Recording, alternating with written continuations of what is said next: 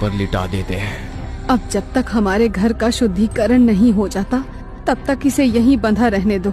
सुबह 5 बजे ही शशि ने 2 नौकरों को बड़े पंडित को लाने के लिए भेज दिया था। देखिए पंडित जी, हमें नहीं पता हमारे घर पर ये कौन सी मुसीबत आई है।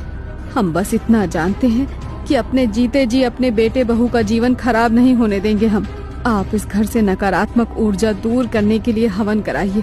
जो भी सामग्री लगेगी हम व्यवस्था कराएंगे।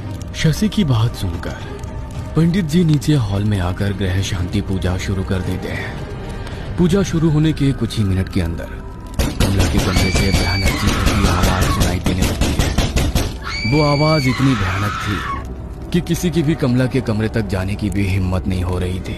मैम साहब, छोटी बहू जी ठीक तो है? कहीं उन्हें कुछ तकलीफ तो नहीं हो रही? एक बार दरवाजा खोलकर देखिए ना। नहीं, कोई भी ऊपर नहीं जाएगा, वो चाहे जितना भी चिल्लाए। हमारी मर्जी के बिना उसका दरवाजा खुलना नहीं चाहिए। कुछ देर चीखने के बाद अचानक कमला के कमरे से आ रही आवाज बंद हो जाती है। कुछ ही पल बीते होंगे कि हवेली के बाहर पहरा दे रहा एक आदमी दौड़ते हुए हवेली के अंदर आ जाता है। मैम साहब, वो बहू जी। क्या हुआ बहू जी को? कुछ बात है क्या?